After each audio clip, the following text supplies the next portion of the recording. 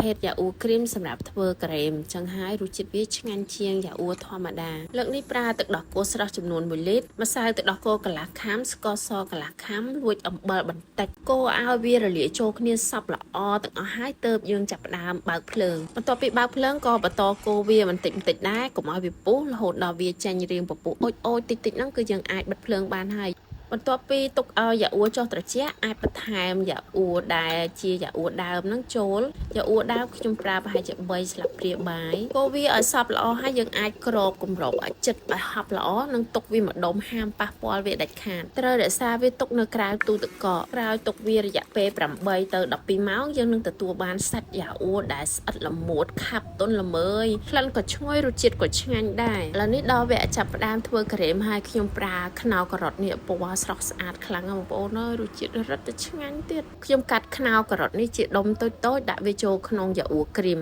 ដាក់ផ្លែឈើរបៀបនេះគឺយើងធ្វើសម្រាប់ញ៉ាំភ្លាមឬមួយក៏ធ្វើចំនួនតិចតួចបងប្អូនបើយើងធ្វើលក់យើងមានវិធីធ្វើផ្សេងមួយទៀតដើម្បីរក្សាទុករាងបានយូរជាងនេះយ៉ាអ៊ូគ្រីមនេះខ្ញុំបកកវាធ្វើជាការ៉េមខ្លះហើយនៅសល់ក៏ខ្ញុំធ្វើជាយ៉ាអ៊ូគ្រីមផ្លែឈើឲ្យកូនញ៉ាំដែរគ្រាន់ធ្វើភ្លាមហ្នឹងបងប្អូនដាក់មកគឺអស់6 7កែវភ្លាមហ្មងឥឡូវនេះការ៉េមចេញរូបរាងមកហើយគឺរលោងក្លិនឈ្ងុយរសជាតិឆ្ងាញ់មែនតើបើមានចម្ងល់ឬបងប្អូនមានវិធីធ្វើខុសពីខ្ញុំអីកុំភ្លេច comment នៅខាងក្រោមវីដេអូ